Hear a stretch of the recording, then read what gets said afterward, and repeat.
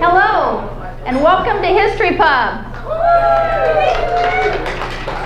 My name is Debbie, and I'm the president of the Cottage Grove Genealogical Society, and the Genealogical Society and Downtown Cottage Grove are who puts this on. We are the sponsors, and I want to thank Bart and the crew for their awesome job in this wonderful venue.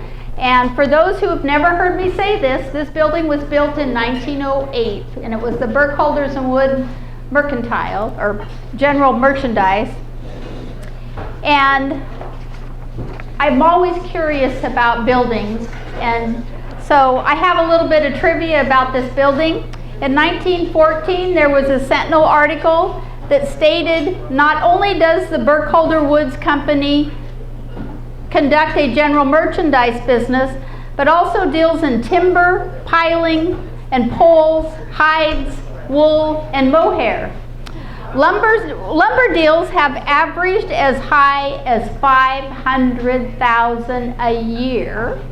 I was going to look up what that means in today's dollars. Maybe somebody quickly could do that. And as much as $10,000 worth of mohair has been purchased in a single day. Can you believe that? In 1914, out of this building. I just thought that was very cool. That's a lot. So I want to thank our videographer, Jim Lockhart, for capturing these history pubs, and those are available on the CG Genealogy YouTube channel. And thank you. And almost every history pub, I've been pitching the Goose Mural fundraiser. We have met our goal, so yay. It might not end up getting painted until next year due to the fact that the building that it's going to be painted on hasn't been built yet. But the Stewart Foundation, the Bohemia Foundation, I should say, for Bohemia Park said that it should break ground by the end of this month, but just depends on how fast they can build the building. And so we have a lot of leftover merchandise. And so tonight you can talk to Dana about buying any of it for half price.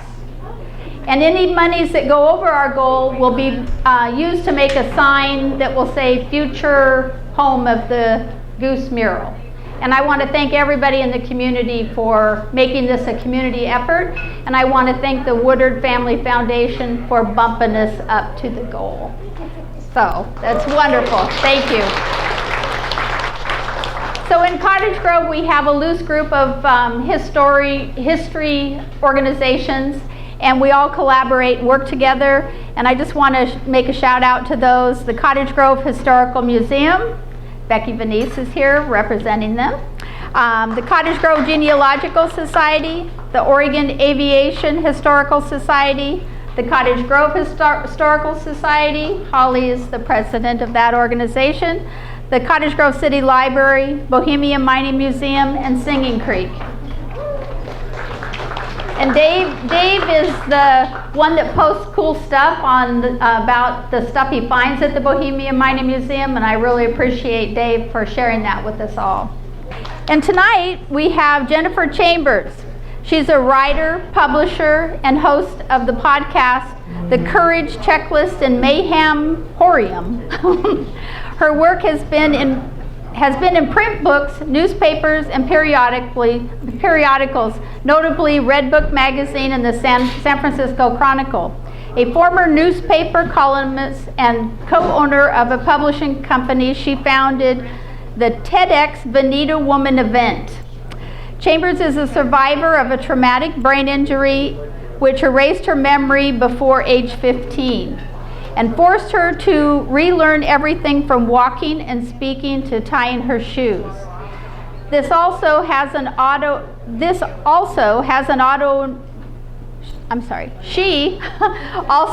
autoimmune disease so rare that the NIH has told her it may be named after her. Oh my. Her Her crowning achievement thus far, besides her husband and children and all that, is the fact that a museum used one of her books as the basis of an exhibit based on it. In her nonfiction work is often about the resilience of humans and the way we put our unique stamp on navigating life's challenges. She explores the darker motivations of others in her writing about true crime. Her fiction tends to be spooky and witchy or historical and often has sympathy for the bad guy. When she's not writing or interviewing, she plays the ukulele and collects cats. Yes, live cats. The inn is full, so do not bring any more cats, please. This has been a problem. Her books can be seen at your favorite bookstore or online. She may be contacted at her website, jenniferchambers.com, and it has a hyphen between Jennifer and Chambers. And she also has her books for sale this evening, so check it out. So, without further ado, Jennifer Chambers. How many of you guys listened or watched or read true crime during the pandemic? Yes. I did a lot, and you're probably not surprised. But I got interested in true crime kind of since I can remember. My parents actually, am I good? Okay, thanks. My parents had a home healthcare business when I was a kid, and they were the people who helped the children of the killer Diane Downs. They helped her children get their wheelchairs and things like that after they were injured. So I was fascinated by that. And then when I got married, I found out that my husband's mailman was Diane Downs. So it was just kind of a creepy coincidence. But I really, really think that true crime is such a fascinating phenomenon. There are so many different research projects and things about why. One of the big reasons that they think that people like true crime is because A, we're not the victim, which is great. And then we can empathize with the victim and kind of feel like we outsmarted the perpetrator ourselves. So especially if you like figure it out, you know. And also, and this is kind of for me, like you want to know why the criminals do the things they do. If you're not one of the bad guys, that's why I like the bad guys. I just want to know what makes them tick. So one of the cool things, kind of cool, I guess, if you think about it, Oregon is known as being a kind of a dangerous place to live. I don't know if you're aware of that. It's actually the 10th most dangerous state in the United States, based on violence and property crimes. And it's down to number 28 in serial killers. It used to be at 13, so go us. And interestingly, Oregon, it's horrible, but Oregon has more and more serial killers discovered every year. There was 3 that were discovered in 2023 alone. So, my book that I'm going to talk about tonight is Murder and Mayhem in the Willamette Valley. One of the reasons why I like this, despite my obsession with true crime, I also really like history. I have written 2 previous books for a company called the History Press. One's called Remarkable Oregon Women, Revolutionaries and Visionaries, about women in Oregon history that I grew up here and I was like, how do I not know about these people? And the next one is Abigail Scott Duniway and Susan B. Anthony in Oregon, Hesitate No Longer. And that's about women getting the right to vote in Oregon. I wrote this one because while I was researching this one, I was able to, at the University of Oregon Library, actually hold the letters from Abigail Scott Duniway and hold in my hands her journal from crossing over the United States in a wagon. I got to hold her journal. And then I found a letter to her from Susan B. Anthony complaining about Oregon. So I was like, I have to know the story. And that's why I wrote the book. Actually, it was really funny. Abigail Scott Duniway was a suffragist in Oregon, and she knew, of course, of Susan B. Anthony. So she found out that Susan was going to be in San Francisco. So she decided to surprise her. So she took a steamer boat from Portland down to San Francisco, and literally, she was like a stalker, like an internet stalker would be today. She waited outside the room for her when she was done speaking, and then pounced and was like, hey, do you want to come to Oregon and we can talk about voting? And she said yes. Anyway, just a fascinating little piece of trivia. But on to murders. So this company decided to give me a contract for 2 more books, and they're like, hey, what do you want to write about? And I said murders. So I do want to give a little bit of a trigger warning. I try not to get too graphic, but it's kind of hard not to sometimes. So there's some parts that are very murdery, just being warned. The first person I'm going to talk about he's a serial killer he's a killer from Oregon history, and I was really surprised again that I didn't know about him. And his name is Johnny Bruno, and his chapter is called Dumpster Diving for Death. Johnny Bruno is especially brutal. He was born in Eugene, Oregon, and he was a resident of Eugene and Springfield. He was the kind of person that was involved in crimes from a young age and developed a reputation for violence and unpredictability, kind of like every killer that you read about.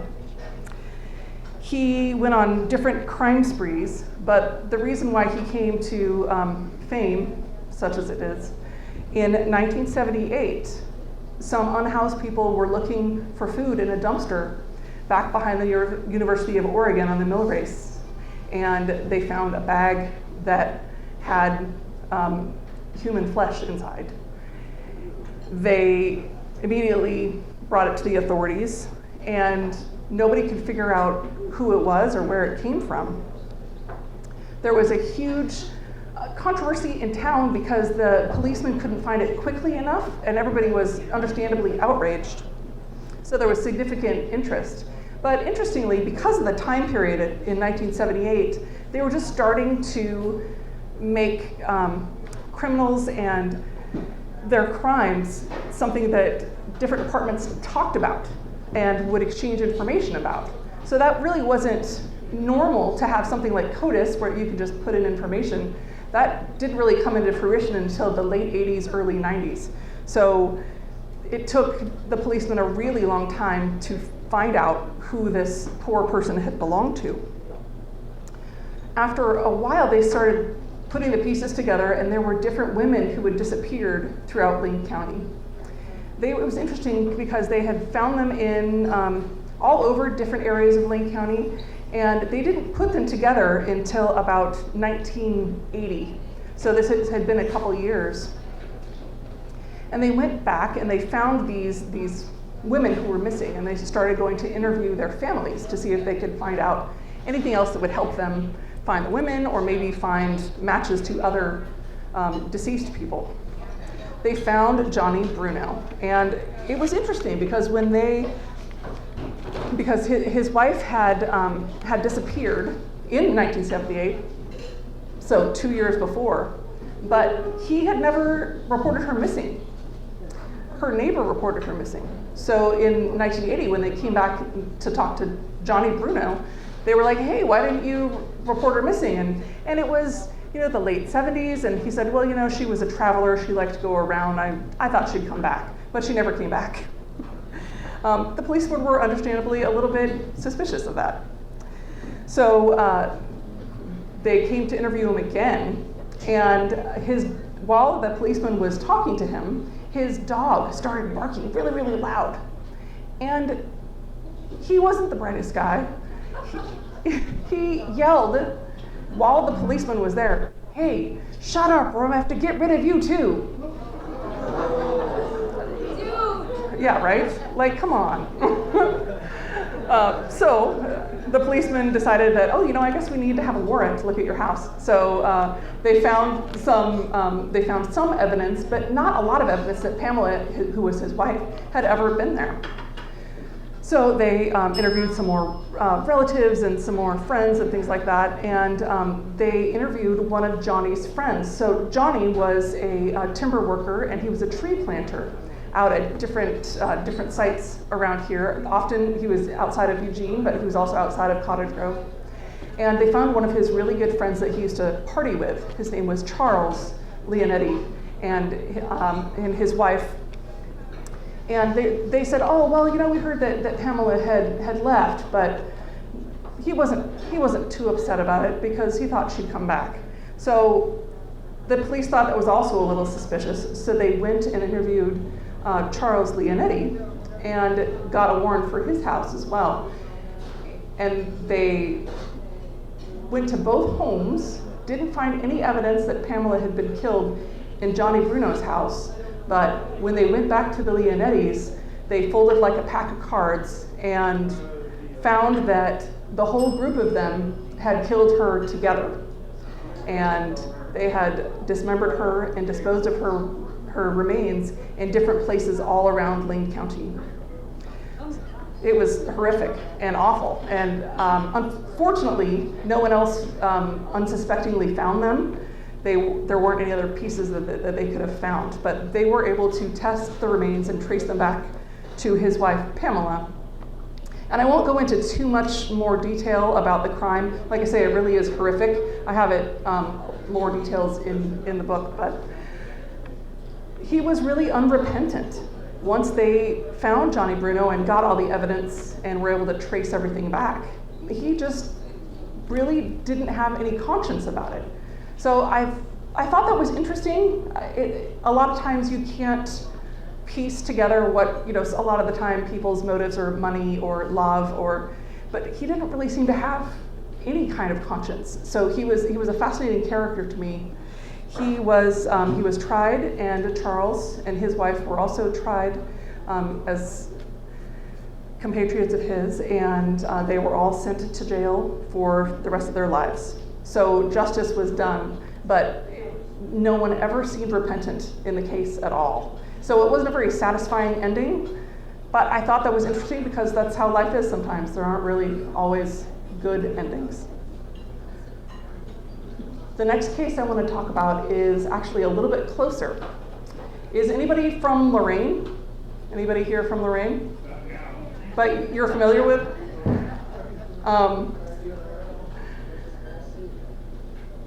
I'm from Crow, actually, so I had heard about this a little bit, and I thought it was a really interesting case. So this chapter is about Snake Brooks and the family of the Children of Life cult. There's so many good cults in Oregon. That's another fun Oregon fact. So many good cults. I mean, lots. But this one's pretty great, as cults go. Snake Brooks founded the cult in 1968 in Los Angeles. Now, Brooks had been born in 1948. Let me check. I'm pretty sure I'm correct on that. 42, sorry. He was born in Austin. And he was black, and he suffered a great deal of racism in his life, in his early life. And it really made an incredible effect on him, and so he really wanted to believe in love and treating people kindly. And he came from a very religious Baptist family. So he became ordained quite young and was a pastor in the Baptist church for quite a while in Texas. And then he, it kind of coincided with the early 60s, and he was like, you know what? I want to go and live the free love lifestyle in California. So he went to California, and he thought that he would be a movie star and a musician. So he was pretty swiftly disabused of that because he couldn't make it. He thought that he had such a grandiose sense about him, and he thought, well, why are they not, they should be recording me. My music's great, and I'm wonderful. And so he really had a huge ego blow that people didn't want his stuff. He became a studio musician, which is pretty amazing, but that wasn't enough. But he was really magnetic to women, and with his pastor background, he was really able to speak to them and really get people into the fold pretty quickly. And he decided to have as many women as wanted to join him, be in his family. So he met a woman named Jean Gilmore in the early 60s in LA, and they decided to make their family together. So they brought in all different kinds of runaways and women. They were only women, of course, but anybody who needed a home or who was hitchhiking, he wanted to give them a place to be, and then tell them why that they should be with him, and give him all of their money. That was part of his thing. So he lived pretty well. Snake, he had a great lifestyle. They actually moved to different places all around Los Angeles to, get more and more women excited, and it was the time. People bought it. It seems crazy now to think of that, but you're almost incredulous about the whole thing. But he had a lot of people. At one point, I think there was 28 women who lived in the home with Snake, and Snake was the only man. And isn't that amazing? He was the only man. So good for him, I guess. So Jean Gilmore had a bunch of clothing stores, and they would recruit people at the stores, and eventually the community got wind of their, even though that time it was a little bit more permissible, the fact that they had kids that were not necessarily, maybe barely legal, join their family. They got a lot of attention that they didn't want. So they thought, we're just gonna have to find somewhere where we can live the way we want to live. So they got 2 or 3 women that had nice inheritances, and they packed up the whole shebang and went to Port Angeles, Washington. That was where they thought it was gonna be their home and their place where they would thrive. And it worked for a while. They did a lot of charitable things that seemed very charitable on the surface, but really it was all to serve Snake and serve their mission of getting more money to serve Snake and serve the family, so that they kept burning their bridges everywhere they went. There would be, one family that would get irritated and send the sheriff after him, and then they'd move, and then so it didn't take too long before their business burned down, and they thought that it was arson. So they thought, we really want to go to Eugene. So they hitchhiked down to Eugene, and they had several women join up there when one of the newest acolytes had inheritance of $320,000 at the time. So that was enough to fund them for quite a while, so Snake was super happy. He had one of the women who had these giant inheritances, he had a baby with. The baby his son was named Univas, Univass. I'm not sure if I'm saying it correctly. Then there was another woman who had heard about the cult from elsewhere.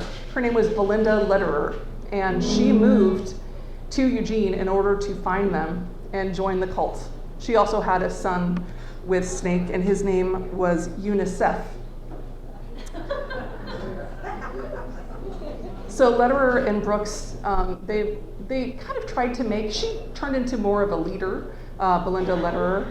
Jean Gilmore was still around, but she was they called her Mommy, which is really gross. Yeah, super creepy. And they called Snake Daddy, so it was gross all around. So Mommy was in the background taking care of everyone, and Belinda used the opportunity to kind of seize the reins and lead more with Snake. And she liked the spotlight. They decided to start a chain of restaurants. This chain of restaurants they called Lighter Brown, Darker Brown. I don't know if anybody has heard of them. Have you? Have you really? There were several in Eugene, right? I spoke to some people who had been there, and it seemed like a good idea, right? Like, they gave food to people who couldn't buy food. They would hire people who were traveling through town and hire them to wash dishes. So on the surface, it seemed like a good idea. Just to kind of give you an idea, they really underpriced stuff so that people would come. It was interesting. I found a menu, and to set the standard of the time, like a McDonald's menu from 1972 sold a Big Mac for 65 cents and fries for 26 cents, and coffee was 15 cents. But lighter brown, darker brown sold coffee for 5 cents, and a cheeseburger was 25 cents. So it was quite a bit. I mean, I think it seemed like they did a good job at definitely doing volume, for sure. The food was supposed to be really good, plain but good. But I found a really interesting quote from someone. I talked to someone and they told me, they said, lighter brown, darker brown was real, all right. I used to order their food delivered in the middle of the night. They had free delivery 24 hours a day with no minimum. However, the drivers were known to eat parts of your order, like your French fries, if it took too long to get to your house. People said bad things about Snake, but I never saw the evidence, and I was very sorry to see the restaurant go. So it seemed like it was successful, but rumors, of course, started growing about the women who worked there, and they weren't actually making money anymore. So it became more and more unsustainable and was seen as more sketchy, at least from the research that I found. So they folded their restaurants after that unwelcome publicity, and you know what they started next? A children's television program, which makes complete sense. They did that for a short time. They were trying to help kids turn away from juvenile delinquency, but people started to notice at the free breakfasts in the park that they would take them aside and see if they wanted to join the family. And it's interesting because communal living isn't necessarily a bad thing, but boy, they certainly gave it a bad name.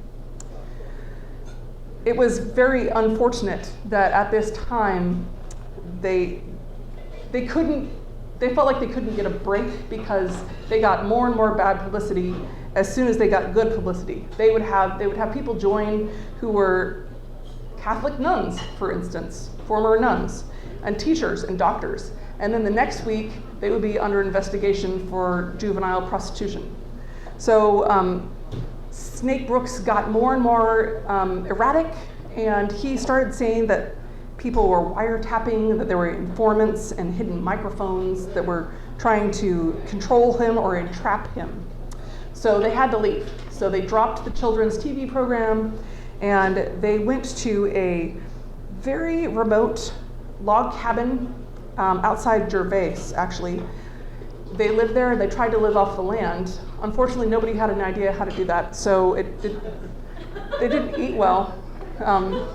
And it was even sadder because there was a lot more children at this point. So eventually the home was raided because of the children and the living conditions. And interestingly, so the investigation was headed up by a detective called Dr. Roy Dirks. So as a result, the children had to all go to temporary housing, and Snake felt persecuted, so he tried to write letters to newspapers all over the country and was really not heard too well, but eventually the kids were released and they decided to move to Lorraine, where they moved underground in an elaborate system of hand-dug caves, which they continued to work on and dig out. The caves have been filled in now, but I have a friend, my friend Pat Edwards, who took pictures of them right before they were destroyed. And it was so fascinating. Snake had his acolytes literally carve pictures of him and giant snakes, giant statues of snakes in the walls. So it was the whole thing was a monument to Snake.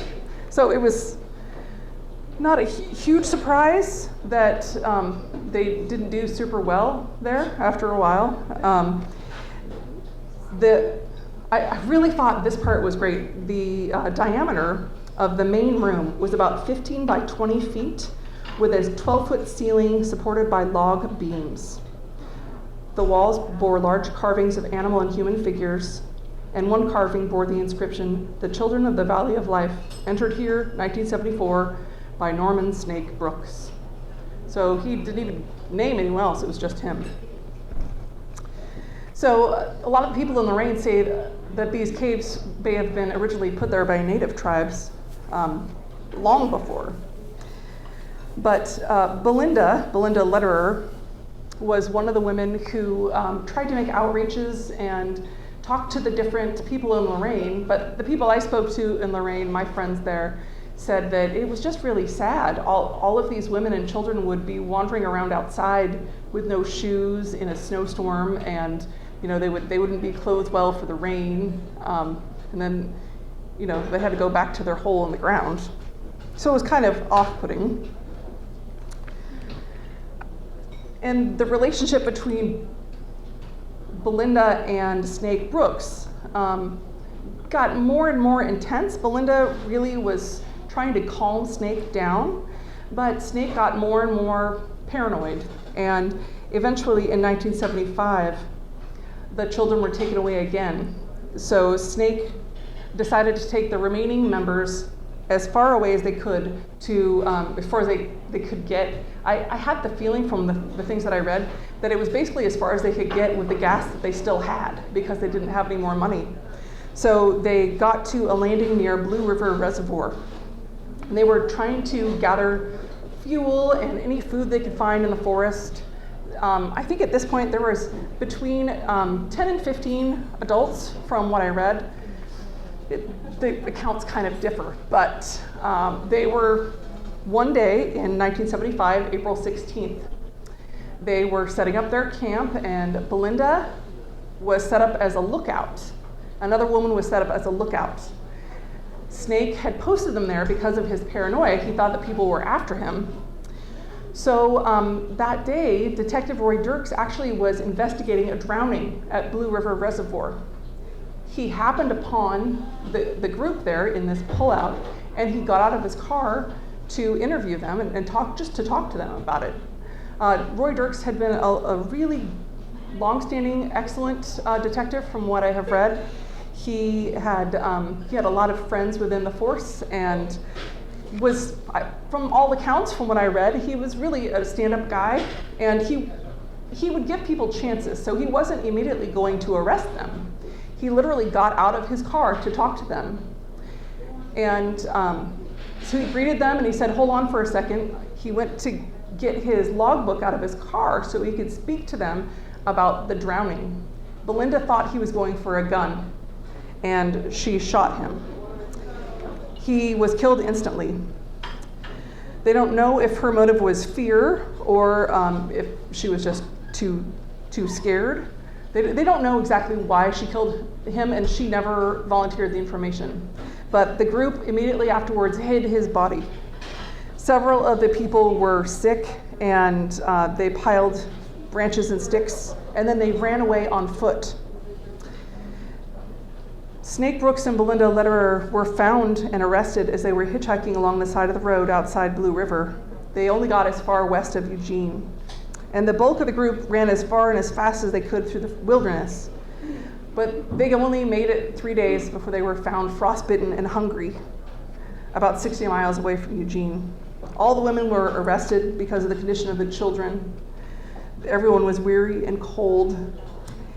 And even though Snake had not held the gun that killed the detective, he was arrested and he was sentenced to 5 years eventually for hindering prosecution and other charges related to the cult. The cult pretty quickly disbanded. Belinda Lederer was found guilty of manslaughter, and she was sentenced to 10 years. That was the maximum allowable at the time. So after she got out, she changed her last name. And one of the interesting parts, one of my favorite things about writing these books, you really get to do some investigative journalism as much as you can when new things come to light. I found a circuit court transcription from May 2003. So Roy Dirks' estate brought a wrongful death suit against Brooks in 1975. And his property, as well as the money that was left, he had them live hand to mouth, but he actually had a lot of money that he had hidden. There was another woman who hid the money for him in accounts offshore, and Belinda never got any of it, even though she thought she deserved it all. But one of the interesting things in the circuit court transcription that I found was that the woman who had hid the money for him, her name was Beverly Doherty, who married him in prison, so her name became Beverly Brooks. She had been a member early on, but had kind of disappeared during the notoriety of when they were up in the Pacific Northwest. Apparently she still kept contact with him, however. So she hid the money and obtained a divorce from her husband and moved to Hawaii, where she built the home that Snake Brooks wanted to have for the community. She built the home for them to wait for him while he was in prison. And she changed her name. So she went and visited him in 1976. And she came into the prison with a briefcase full of $150,000 in cash to show him that she was going to get more property that was in both of their names. She did that, but it's really funny, and it's kind of a good postscript. She actually didn't get a lawyer to help with any of this paperwork because what she really wanted was for it to be in trust for their children. But when the Dirks family brought the lawsuit, they found out that none of it was actually legal. So the Dirks family was awarded $300,000, and it was, of course, didn't bring back their father, the detective, but it was fitting that some of the money went to them. Interestingly, so Norman got out of prison, and there was still some money with Beverly Brooks. He decided to spend the rest of his life as a painter, and so he became a painter and sold his paintings, and he turned the property on Maui to a fish farm that he used as kind of a front for laundering money, from what I understand. It never actually came to anything. There were still, you can probably still see it online when I was looking. There were pictures of the property. It was unimproved, and they were able to get a little bit more money from him for the Dirks family. And then Brooks and his wife Beverly had this really interesting looking art museum and a gallery that they sold their paintings from. And he died in Maui in December of 2016. So it was interesting that, I thought that was nice that it felt like there was a little bit of justice there. But a fascinating story. How did all those people buy what he was selling? I just can't imagine. Snake oil, exactly. I mean, I've seen his pictures, and there's pictures in here. I just don't get it. It's interesting, and people say that all the time. You'll see on all sorts of different documentaries about, megalomaniacs. Like, what is it that they possess that makes people want to follow them? I don't know. Apparently, I don't got it, but I think it's really interesting. And so that's the story of Snake Brooks. And I have talked to a lot of people from Lorain that remember the family. It's really sad. The whole thing is very sad. The next story is actually out of Corvallis, and it's the story of Edmund Creffield, The Wild and Crazy Times with the Brides of Christ. Edmund Creffield was another one of those really full of himself kind of preachers. He came to the United States from Germany around 1900. He looked a lot like, if you've seen the pictures of Rasputin, he looked like Rasputin. So he was very tall and gaunt looking, and he had dark hair, and occasionally sometimes he'd have a beard. But he had those kind of eyes like Rasputin did that, they're like holes in a blanket. They're like really, really intense. And his photographs, the first picture I saw of him is interesting because when he came to the United States, he joined the Salvation Army, and he was working for them as a preacher. So it was funny because he spent his first years with the Salvation Army, and eventually they started realizing that he wasn't working for the good of the many, he was working for the good of the him.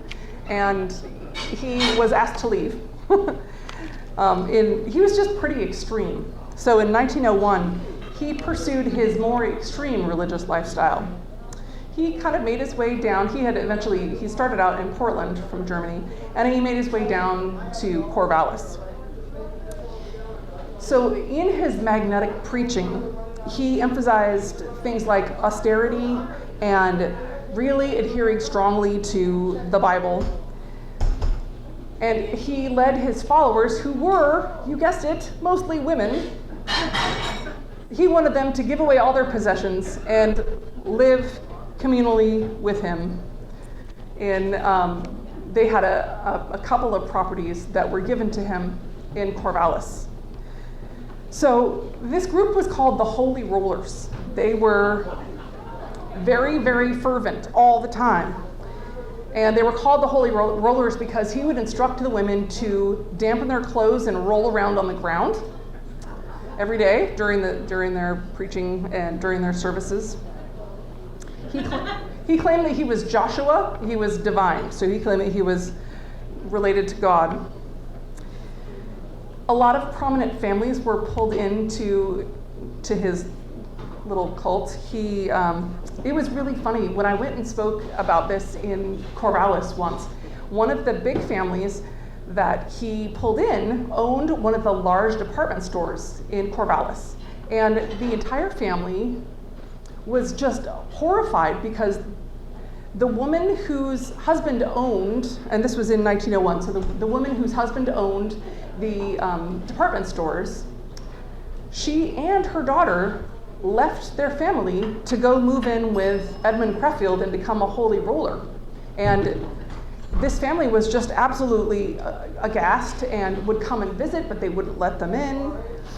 And it really caused a huge rife, but it was good for my purposes because it made it be in the paper a lot. So all these, righteous people in the community of Corvallis would come and they would stand outside this church and try and get the women to come back to their home. And they wouldn't come. And eventually the two women and the other people in the group went to their family homes and threw away everything that was of value to them. They threw away all of the dishes and all of their clothing, and they didn't have anything left except for a few very small things. And their families were so upset. So one night, the families came and surrounded the church where they all stayed, and it's really easy to, I wish I had a photograph of that. It's cool to imagine the scene. They all had torches, and they were hanging out outside. And they were trying to break the windows to get in. But somebody got in the back and got Edmund Crefeld and his lieutenant, his second in command. And his second in command's name was Charles Brooks.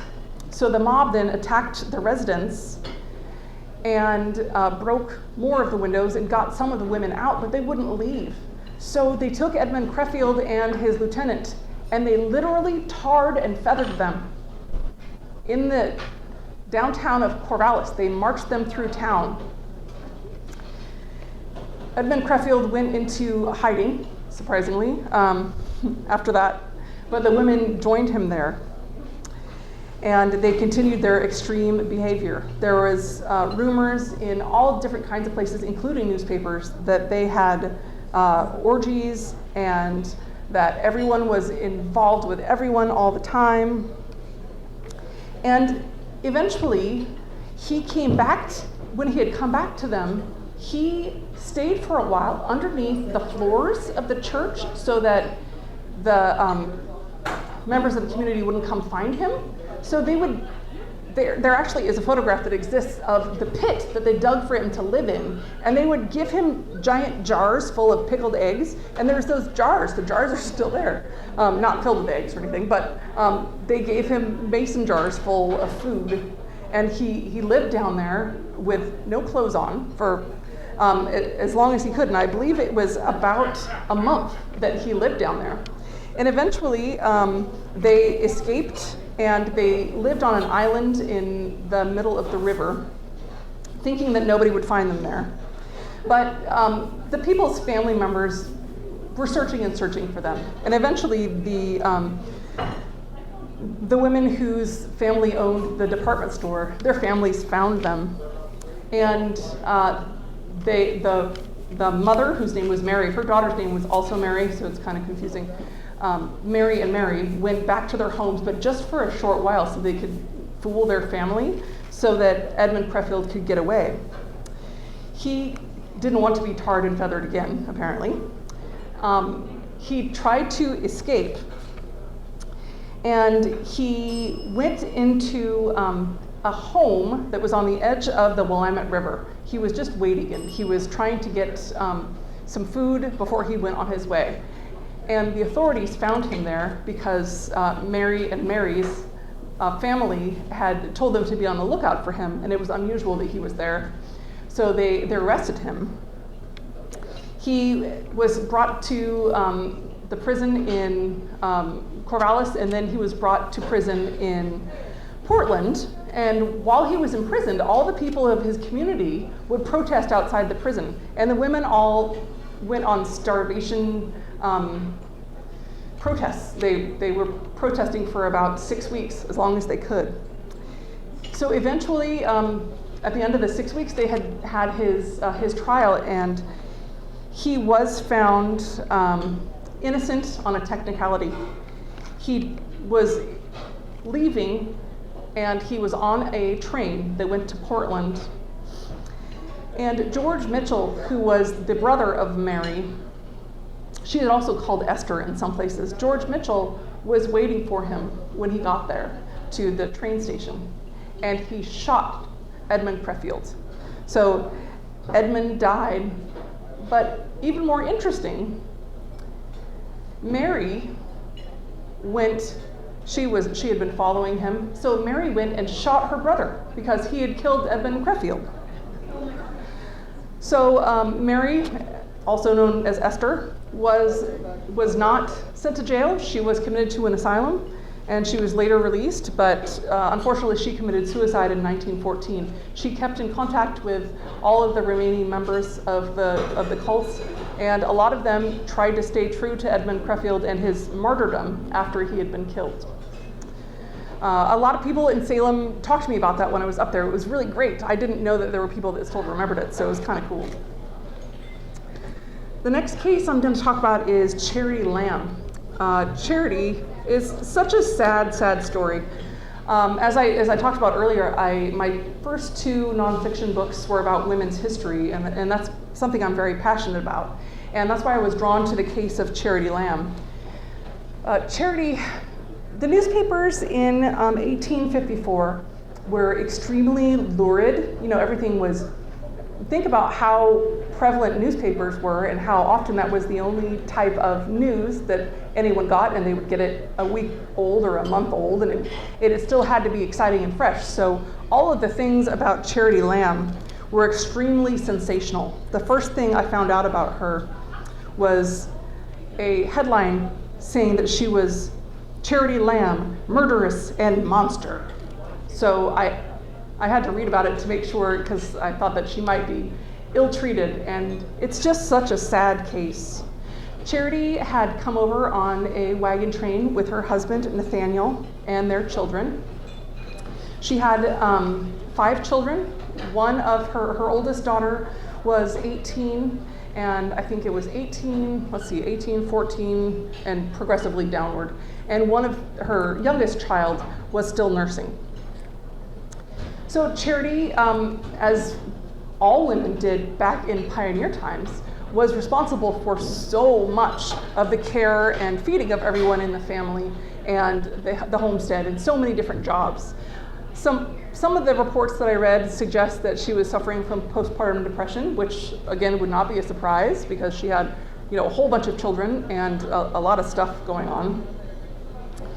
But the day that she had killed her husband, Nathaniel, she wrote later that she just had to shut him up because he was bragging to his children, their family, about shooting a bear. And he was a liar, and he hadn't actually shot the bear, and she had just had enough.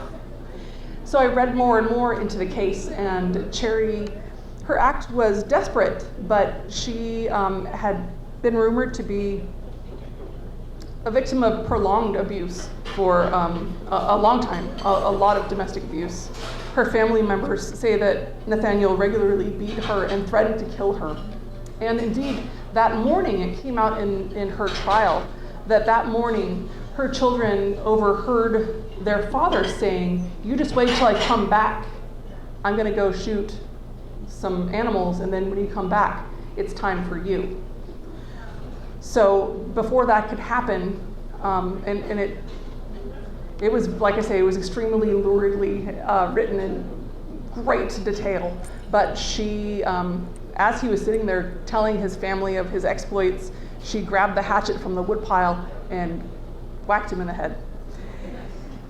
And she was so surprised by what she had done, she ran away immediately. She ran to the next neighbor's house, and the neighbor was probably half a mile away, the next closest neighbor. They had plots, right? So it wasn't exactly an easy way to get there. So she ran through the brush, and by the time she got to the neighbor's house, she was hysterical, and then she wouldn't speak. So she sat at her neighbor's fireplace and was pretty much just monosyllabic at best, and wasn't speaking, and it was like rocking. She was catatonic just about.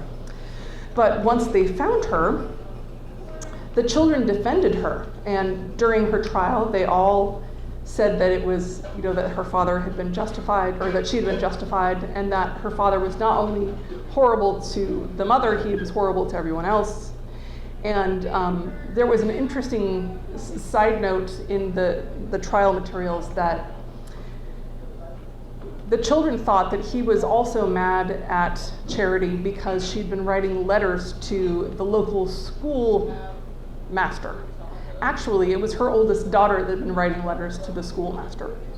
So it was just very, very sad, because the truth came out at the trial, and the daughter was absolutely destroyed, that was one of the reasons why her mother had done that to her, why her father had been awful, and then why her mother felt that she had to kill the father. Charity was found guilty. Her lawyer argued that she was insane. He cited something called monomania, obsession with one idea, and that she feared for her life on a regular basis. But it was an all-male jury, and the prosecution portrayed her as cold and calculated rather than put upon or just desperate. She was just desperate. It was an act of a moment, and I think she was sorry, but from the things that I wrote. But even though the jury deliberated on the nature of the imminent danger that she found herself in and of self-defense, they all believed the people in the courtroom that said that she killed him purposefully and maliciously. And they did recommend mercy. So she was sentenced to second-degree murder, and she wasn't allowed to testify on her own during the trial. And in a really awful twist, Charity was sentenced, and she spent 2 years in an Oregon City jail before she was transferred to the Portland Penitentiary. She was the only female inmate in the penitentiary, and she was sentenced to work in the laundry. She did the laundry for everyone. She did it assisted by other inmates, but she was in charge of the laundry for the rest of her life. She was never released. She was moved to the Hawthorne Insane Asylum. It's not called the Insane Asylum anymore, but she found a little bit of peace and contentment. She was buried in an unmarked grave, which was very common back then. But it was another really cool investigative thing that I found. They found in 1998, they broke ground on a parking lot that was behind the insane asylum. So it had been poured over with concrete. And they found her bones there. She was buried with the Chinese immigrants who had also been jailed. And none of them had names, but they did have records inside the asylum, and the old records still existed. So right now they have, as of 2024, I believe they've gotten about half of the inmates marked in what's called Block 14 at the Lone Fir Cemetery in Portland. So it's nice that Charity has her name again. And I was able to speak to some of her descendants, so that was really neat. And just so sad. I mean, all of these cases are sad, but you can really put yourself in her position. She was out of options, and she was alone and I just can't even imagine. Not that murder's okay, but I felt for her. The next case is called Police Chief Joseph Stiles, Deception and Disaster. This one's also really sad. Police Chief Joseph Stiles was born in Iowa in 1855, and he married his wife in 1860, and they moved to Eugene in 1894. He had always worked with the police department, and he was known for, it was funny, as lurid as the newspapers are with some things, when they like you, the quotations were strong moral character and strong upstanding member of fraternal organizations devoted to serving his community. So they didn't stint on any praise with him in any of the papers that I saw. As soon as he moved to Eugene, he started joining the police department, and he moved up in the ranks. So at that time, he was in his early 20s. But he was very professional, and he had good leadership skills, so he started growing stronger and moving up and up, as I say, and became police chief based on his integrity and his commitment to justice, as they said, which I thought was funny. I like that. They were always, he sounds like a superhero the way they write him. One day he was accused. He was involved in a high-profile investigation. So at this time, in the early 1900s, in Eugene, there were only about 4 or 5 buildings in the very beginning of downtown Eugene. There are 4 or 5 buildings on one road and then 4 or 5 on another. So, they were building out pretty quickly. But there were, and I have a diagram in the book because I thought it was interesting. There was the prison and the jail, and there was a stable and some bars and a hotel. So there wasn't a whole lot there. Some restaurants, but he and his constable's name was Virgil Rowland. So it was interesting because it kind of contrasted with his hero good guy persona that I had read about in so many newspapers and so many accounts. He and Virgil Rowland were accused of statutory rape because they had evidently consorted with 2 girls who were hop pickers, which was a big job for girls back in that time. And these 2 girls that they were accused of had been hop pickers, and they spent some time with some of the policemen on their nights off in town.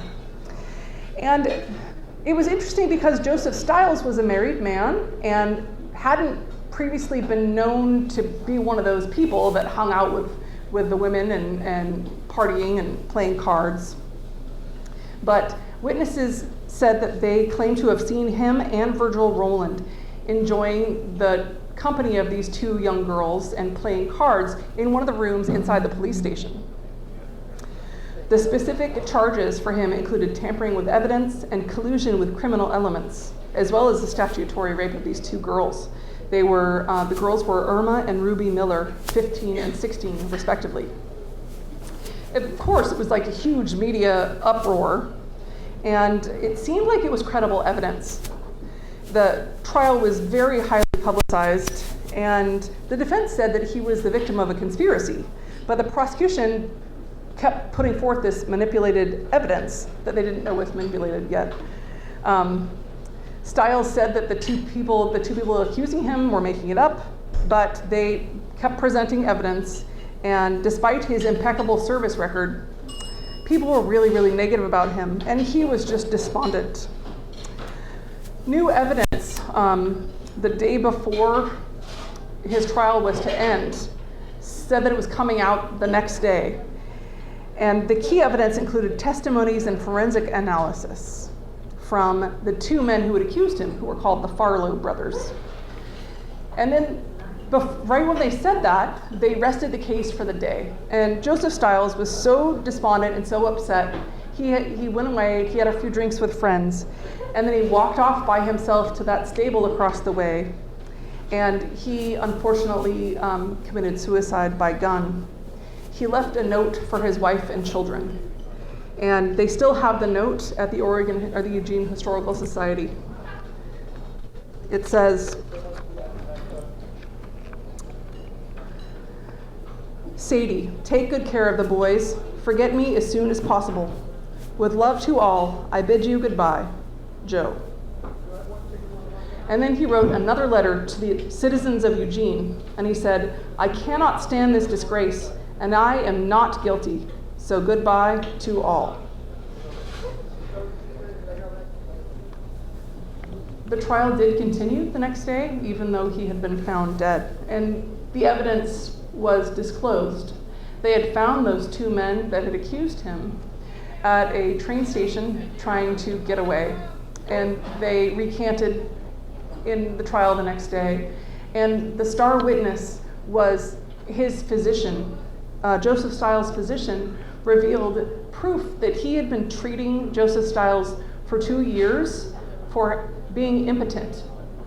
So there was no possibility that he could have been guilty in the first place. The charges were dropped and he was fully exonerated, and the culprits were exposed. They were arrested and convicted as well.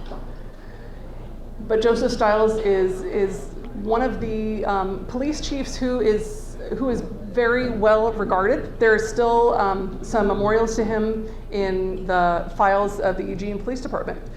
And I talked to a few policemen about him, and he's remembered quite well, and it's just a very, very sad story. But he seemed like he was a good man that just was at the end of his tether and didn't know what else he could do. The last story, or the second to last story I want to talk about is from my neck of the woods. I like to say I was from Crow, but I live in Veneta now. And this story is from Veneta, Elmira area. Mr. Elwin Brown was a small town crook, criminal. He lived between Veneta and Crow. He was always the kind of guy who was looking for something for nothing. He had a history of small crime and petty theft, so he was not well thought of at all. He was looking for a place to rob on the morning of March 4th, 1937. He walked into the general store in Elmira, which exists today in a different format. It's actually right next to the butcher that I go to, so it's kind of, I know the building. There was a general store that belonged to the store owner's Peter Colgard, who was an immigrant. Peter Colgard had the store with his family for about 10 years, and it really was vital for the community in the early 30s. It was vital for them. They had access to all the kinds of goods that you would see in a stereotypical general store at the time. But Elwin Brown walked into the general store. He waited for all the other people to leave, and when the other customers left, he locked the door and he beat Peter Colgard severely. He jumped over the counter and he took everything out of the till. The contents he walked away with were $7. Today, in 2022 dollars, it was $147. In 2024 dollars, that would be the equivalent of $152 today. But still doesn't seem like all that much. Elwin Brown was pretty unrepentant and just ran away as soon as he could. He didn't check to see if Peter Colgard was okay. He just left him there. He unlocked the door and ran away. He grabbed a train to Cottage Grove, actually. This is where he decided to hang out and hole out and hide as long as he could. After he had been in town for a few days, he realized that the shoes he was wearing were broken. So he took his shoes to the shoe repairman to get repaired. Interestingly, the policeman found the prints from the scene, and by the next week, they had gotten all the way to Cottage Grove to check all of the shoe repair places. And that's where they found the shoes of Elwin Brown. So he was caught by his own shoe repair. He was sentenced to life in prison, and unfortunately, Colgard only lived for 4 days, and he died in the hospital from his injuries. But his family was able to continue running the store, and it was there for about 10 more years. The last story I want to talk about today is a sneak peek from my new book. So this book is Murder and Mayhem in the Willamette Valley, like I said.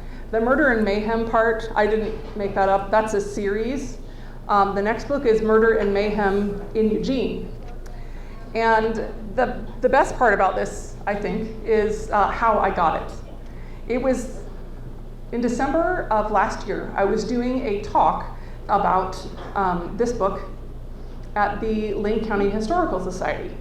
That was the one where they had done, that's the place that did the exhibit on my book. And it was like peak nerd. It was the coolest thing that ever happened to me. It was so awesome. They had exhibits on my book. It was so great. So I got done with my talk, and I was taking pictures of my exhibits and stuff. And the docent who had put it all together was like, hey, can you hold on for a second? I want to show you this portrait, and I have this thing to ask you. So she shows me a portrait. Now, the Lane County History Museum had been closed for most of last year because they were refurbishing it and going through the entire museum and redoing everything. And as they were doing so, they had to catalog all the contents and things like that. So she was one of 5 people, I think she said, who were part of, and her name was Robin, were part of this refurbishment. So she said, I want you to see this portrait. And so she took me over to, it looks like a mantelpiece. And there is this photograph of this man who is from the early 1900s, and he has an incredible handlebar mustache and just really kind looking eyes. And he looks like the stereotypical sheriff of that period, but he just looked phenomenal. And she's like, check out his eyes. So if he had one of those faces that if you would walk past him, it looks like his eyes were following you like that. And she said, it's funny. So I found this in the first box of things as I was redoing the museum and putting it all together. And I liked him, so I put him up on the mantelpiece. And everybody else in the museum wouldn't look at him because he creeped them out. And she's like, but that didn't bother me. I just talked to him. He kind of kept me company the whole time. And she didn't know his name or anything like that. She just loved his mustache and the general look of this guy. And everybody else, she said, it was one of those like really creepy kinds of things where they would be like, I swear he's talking to me. I don't like it. I feel like I can see something behind me, that kind of thing. They were all really freaked out about it. But she liked him. And so they continued unpacking the museum. And then as they got to, and it's funny because I couldn't make this up, she got to the last 4 boxes of the collection.